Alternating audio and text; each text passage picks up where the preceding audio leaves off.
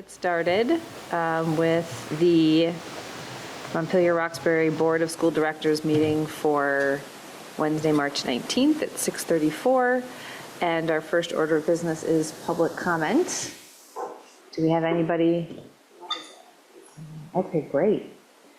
So since we have someone for public comment, I'll just say as a reminder, and for folks who are listening for the first time, the board's role during public comment is to listen and take in the information, and we do not respond simply because it's not appropriate for the board to get into a back and forth with the public, but it is appropriate for us to really listen so that we can use the feedback and the input that we're getting from the public. So with that, we'll turn it over.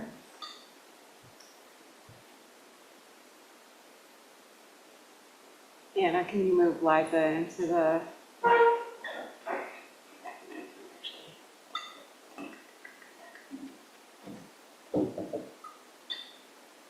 Okay, Liza, you should be all set. All right. Hello, can you guys hear me? Yep. Yeah. Great. So I just wanted to pop in, and again, as I said in an email to you all, thank you so much for the really rich discussion you had a month ago about the writing a letter to the legislature about the idea of phone-free schools, and I just loved listening to it. And those of you who were at the panel discussion did such a great job. Gold star for all the information that you retained. And I felt badly that at the panel we didn't touch more on the social media part of it. And I myself am just in the last week or two learning so much really powerful information about the role that schools sort of play in some kids who otherwise, wouldn't have social media, but they need it for teacher assignments or requirements. And I don't know where the draft stands that you all are writing. Mia, I think you're drafting it as the chair. But one thought I had was, I don't know what your wording will be like, but I would love the opportunity to have a little more time to just be able to share some more information before you necessarily might weigh in against that part of the bill. And maybe that's not even where the letter is going. But what I might propose is writing a letter in support of the phone-free school idea, and sort of not weighing in sort of for or against the social media part. And then me and some other parents would love to just find a way to share information in a concise, informative way so you guys can just make a really well-informed decision on that. Like Jill said at the meeting a month ago, how before the panel at the library, it wasn't really an issue she was really aware of or informed about, and that was really eye-opening. And that's exactly how I feel it's been for me, just in trying the last week to get caught up on that element of this. So I just wanted to put that out there. I also wanted to share that the bill in the legislature is did not make the crossover date. So the path is considerably narrowed for that. I know Jason was really rooting for that to pass, to just make the rolling out of the MRPS policy a little more backed up by the state legislation. So I imagine you all will be fielding some questions from the community, and so we'll try to really have your backs, and we want to make sure to give you all the great information out there of why this really is so great for teachers and students. That's it. Great. Thank you, Liza. Thank you. Are there any others? Nope. Okay. So then we'll move on to the consent agenda.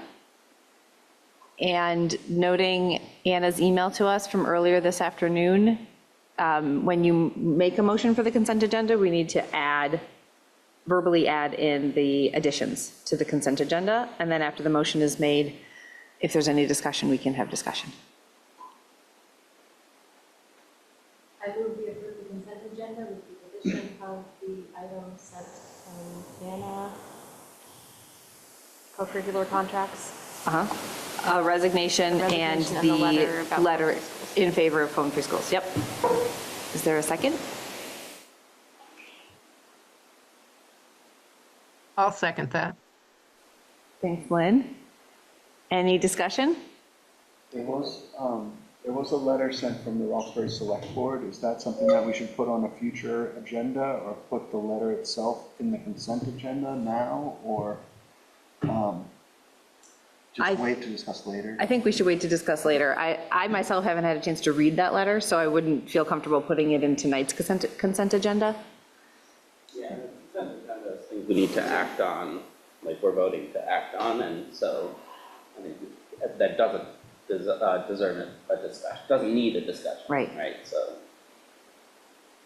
Are we voting to add those three things, or are we voting on the new? We're voting on the whole consent agenda that includes those three things. Fantastic. The approval of the letter addressed to the House and Senate with an education in favor of home free schools, co-curricular contracts, and their resignation. It's right there. I'll move it. Are we still in discussion? We are. On the minutes of the March 5th meeting, you were made chair and vice chair. Oh, wow, I missed that when I read them.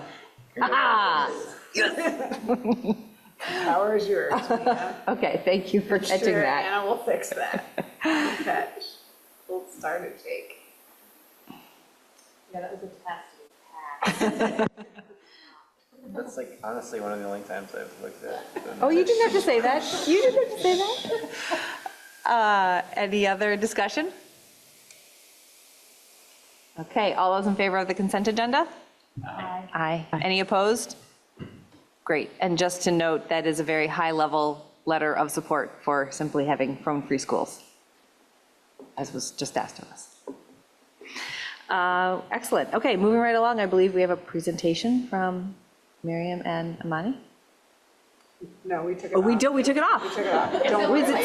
Is it still on the agenda? It's like, Shoot. we're gonna do it like 3 meetings from now? Yeah. All right, it's outdated. We should not do an outdated You have to presentation. edit that a bit. Michael's up. Okay, then let's hear from Mike Berry.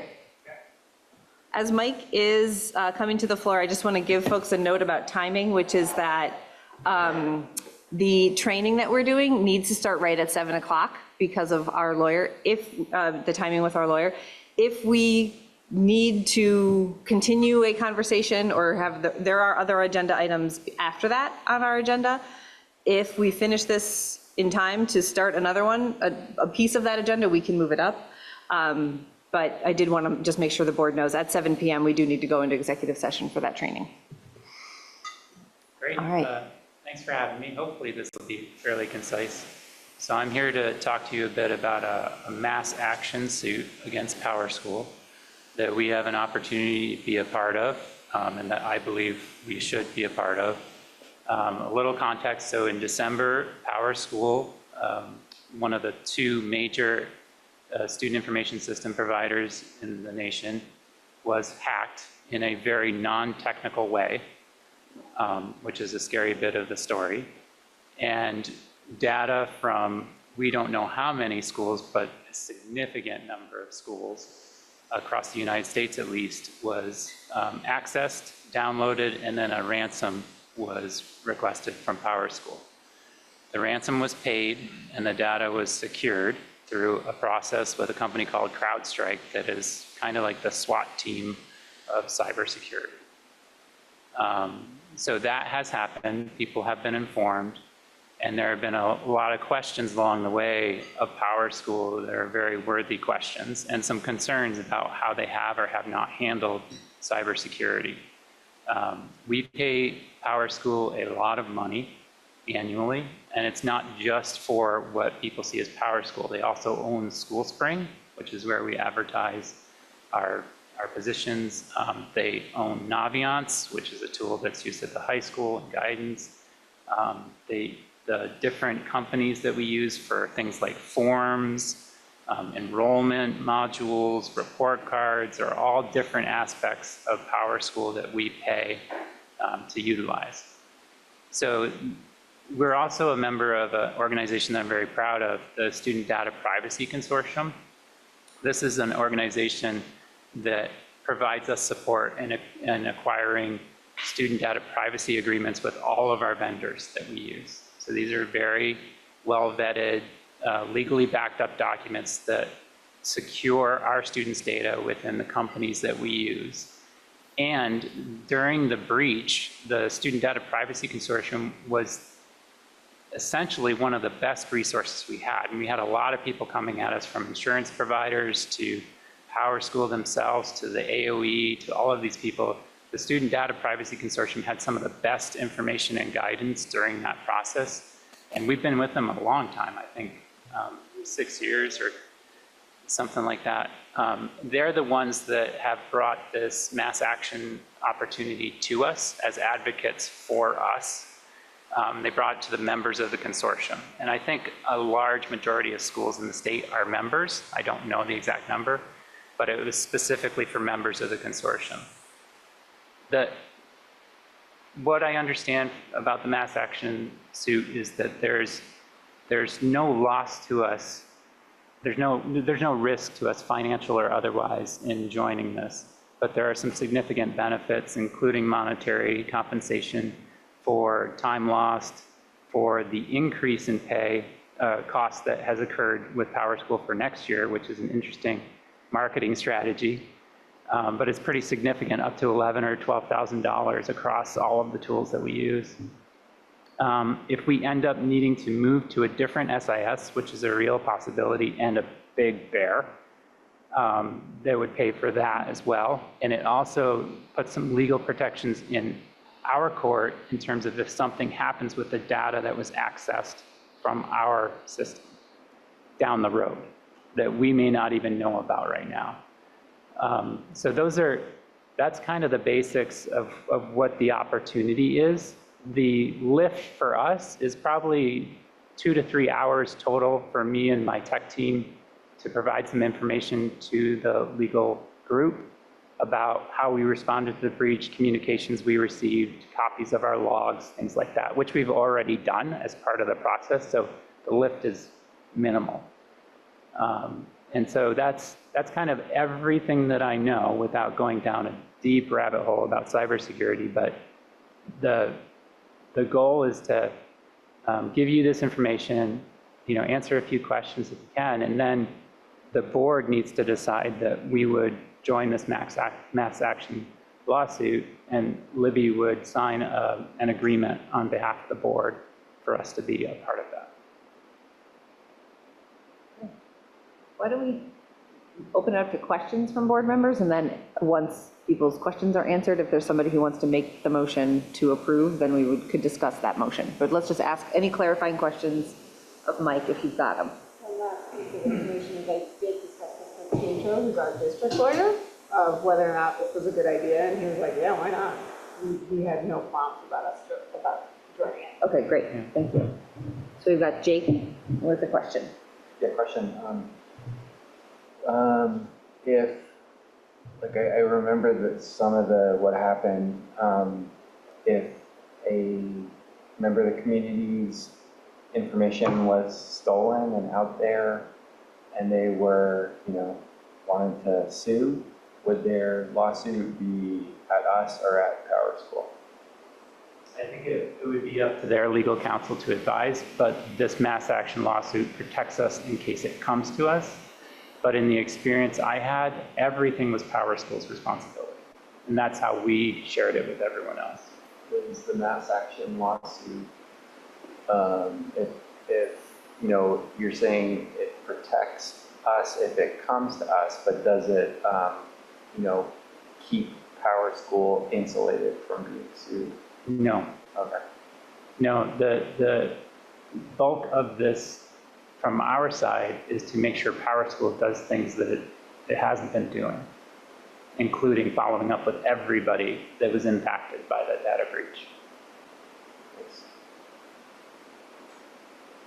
Scott? Yes, I had two questions. I think, Libby, you answered one of them, because I was going to say, do we have any, like, do we take on any additional risk by joining? And it sounds like if our lawyer is saying go for it, then I would imagine that he was no. And then for all the lawyers in the room, or like, what's the difference between a mass action lawsuit and a class action lawsuit? And does it matter? I passed that PH and I can't remember what the answer was. And if it doesn't matter, It was that mundane that I can't remember what the answer was, but we do have a couple lawyers, I believe, at the table. Yeah. And online. If somebody wants to define that for us, Jim or Tim. There is number 3 on the frequently asked questions outlines the difference between the two. Oh, great.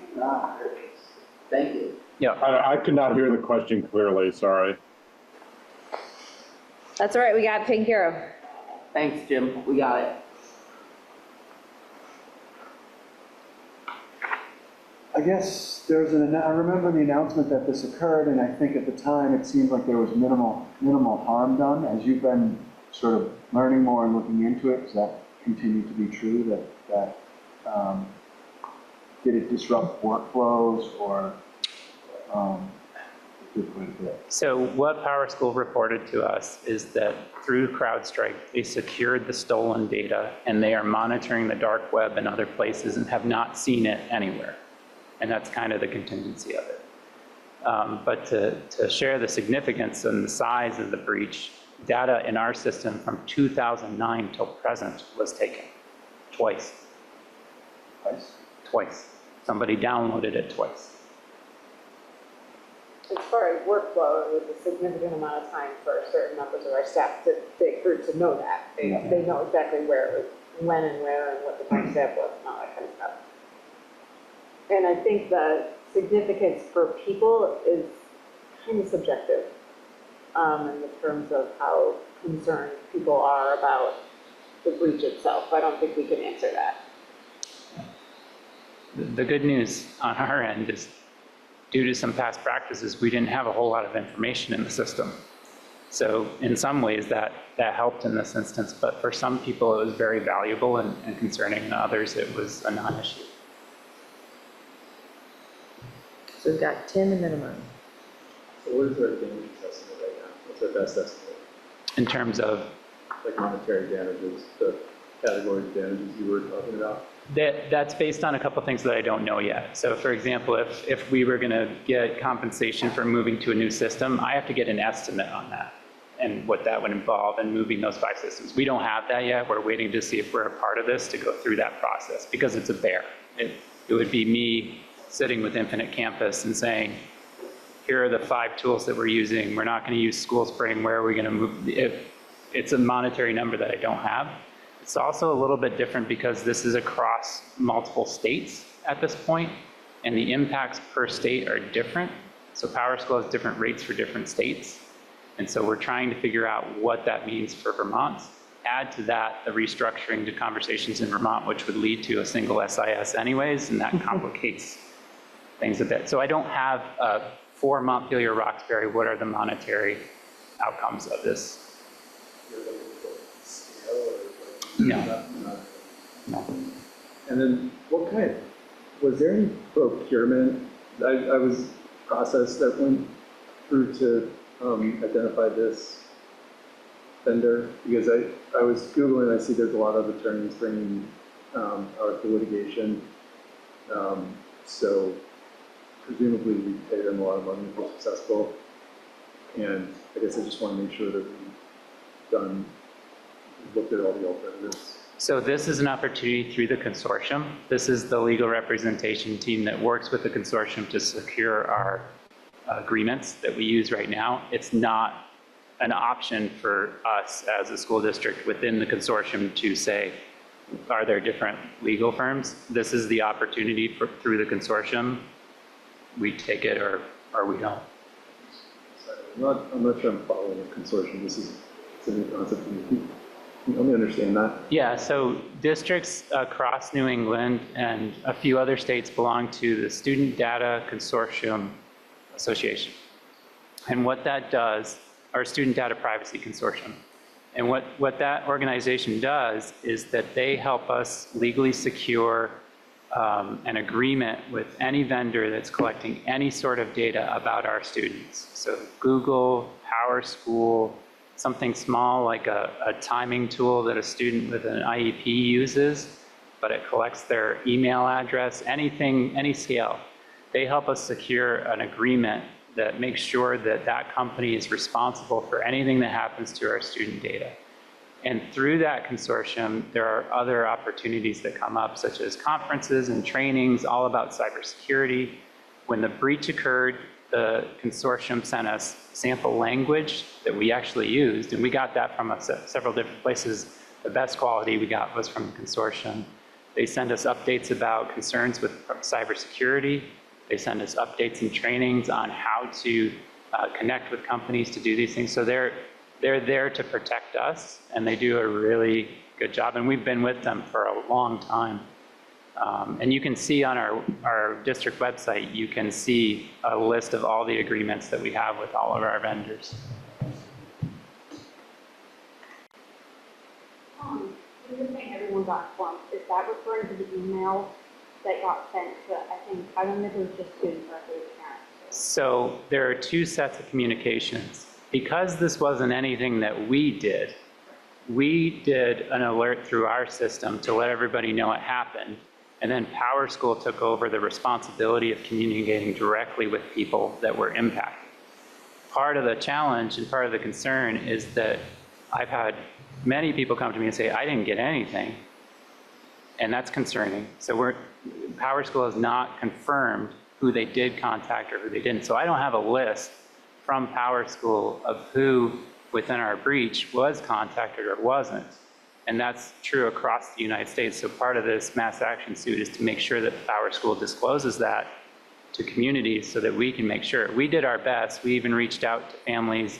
We spent time, Anna helped, and Tristan Hardy, identifying families from like 2009 that their addresses have changed. We actually worked to try and track down people. People had specific information in there, like their doctor's name or something like that. We reached out to them, we mailed letters. So we went above and beyond, but it's really PowerSchool's responsibility to do that. So, whatever action they were going to take, does that have any impact on the, I guess, instructions these emails have for you, depending on like what age you are? I don't know that it would impact the instruction. I think the long-term goal would be that this would hold PowerSchool accountable, so you would have better service and results from that breach from PowerSchool. The point of this is to hold them accountable to doing what they said they would do. And we have contracts with PowerSchool, but we also have a data privacy agreement that hold them to these truths that they have not met. Now, if we don't do this, life will go on and you may not hear anything. If we do this, we may have some benefits. And to be frank, if we don't do this, okay, we'll just put it away. I personally feel, after talking to many families that were concerned, this is something that would be good for us to do to represent those people with concerns in seeking equitable outcomes for them.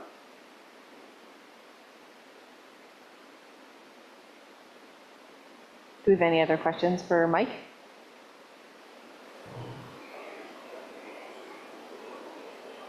Okay. It's not necessarily, I was looking at the language of the motion, and it says approval of the legal services agreement, and just quickly looking at this memo, it says that we can get a copy of the agreement if we reach out. So I'm interested in learning more about this case, but without an agreement in front of us, I'd be reluctant to approve an agreement. So I think, just looking at the last paragraph of this write-up, that, there are some people available to discuss. If we have more, I think that's reasonable, but I think it might be a little premature to approve an agreement. Unless I haven't seen it, do I put it in? We have a copy of the agreement. There is some, and Libby could speak to this, she's talked to Pietro about it. There is a little bit of concern about Power School doing a request for information on anything that we discuss in the public session. We do have a copy of the agreement, so I could talk to Libby after and see if there's a way that we could do this where you could review the agreement. Go from there. There is a bit of a timeline on this to get done on this, so I want to talk to Libby tomorrow and figure out how we can do that. What is the timeline? It's roughly within the next month or so. Okay. There's schools across multiple states involved in this, and they're trying to pick what they call their bellwether schools. It won't be us, but the bellwether schools would be kind of the representative samples from the whole group that would actually be the discussed points in the case. So they're trying to get that resolved so that they can do whatever they need to do in terms of submitting and getting things done. Okay. Are there others who feel differently than Tim? Or? Just really quickly, if we wait until our next board meeting, which is April 2nd. 2 weeks from today, that would not preclude us from joining. No, I think we'd be okay. Yeah, I agree with Tim that if we're voting on an agreement, we should at least see the agreement, and it doesn't seem like waiting 2 weeks would preclude that. Okay. Well, thanks very much for the background information and answering all our questions, Mike. Yeah, we'll get that sorted out. Okay, Thanks. sounds good. So officially, we need to make a motion to go into executive session. And this is one where we need to do 2 motions back to back. So I'll open the floor. Do I have to read the whole thing? Yes. I move to find that premature general public knowledge regarding the board's confidential attorney-client communications and labor relations agreements with employees would clearly place the board at a substantial disadvantage because the board risks disclosing legal and negotiation strategy if it discusses the matter and proposed contract term in public. I also move to enter... Oh, wait, I think we do the first one, we vote on the first one, and then we, yeah. Any discussion? All those in favor? Aye. Any opposed? Okay, and do you want to do it? Go for it, Scott. I move to enter executive session for the purpose of discussing the board's confidential attorney-client communications made to provide legal services to the body under the provision of Title I, Section 313A1F of Vermont statutes. Confidential attorney-client communications made for the purpose of providing professional legal services to the body and for the purpose of discussing labor relation agreements with employees under the provision of Title I, Section 313A1B of Vermont statutes. Labor relations agreements with employees. Thank you, Scott. Is there a second? I'll second that. Any discussion? All those in favor? Aye. Any opposed? Okay, so then Lynn and Jim, you two have a Zoom link in your emails that you should go over to. That's different than this Zoom link. Yep, thanks. Okay, see you there. I've got it.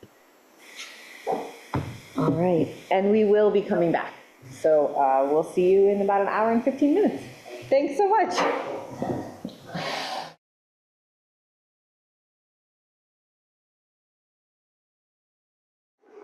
She's just cleaning up from the technology we needed to use.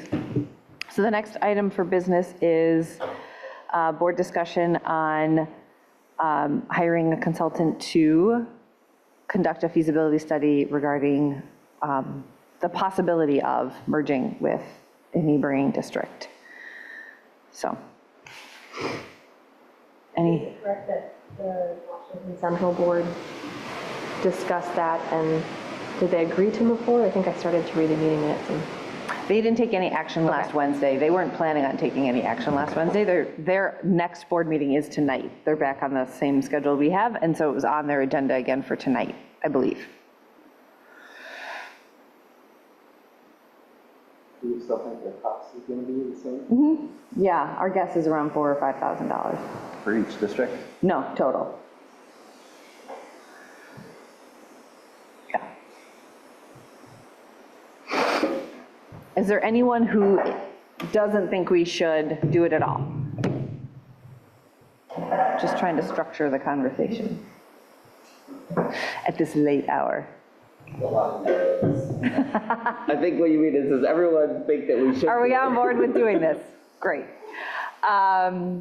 So the next question I have is, according to our policy, this is below the threshold that requires us to go to RFP, in which case we could just say, oh, we know somebody who could do this for us and could work with essentially both superintendents, because a lot of the data they'd be gathering will come from Libby and from Stephen. And so I'm comfortable with that and not doing the step of an RFP, but also wanted to make sure we have that conversation as a board before moving forward. And that being having the two superintendents pick someone? Basically, Two yeah. board chairs pick someone? Yeah. Okay. I'm interested in like just finding the best firm or whatever it is to do it. If it's just word of mouth, are we gonna get as good of quality? Yeah, Okay. yeah. For this, you want to go out for RFP, should there be the actual committees formed to run that process? Most definitely. That's not what we're talking about. We're talking about getting all the information together in one place. Like the document that we reviewed, those questions. Yeah. Yeah, Good. Okay. creating a report for us, answering those questions. $2,000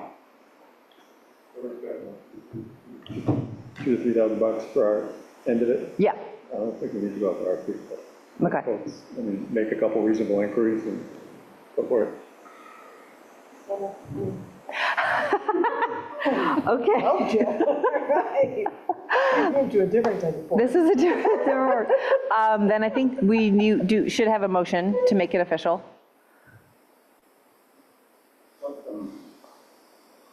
Is it that we're giving the board chair or the superintendent? Because I'm happy to make the motion. Oh, yeah, I think probably directing the superintendent to work with Wash Central superintendent to hire a consultant. I move what you just said. Great. Is there a second?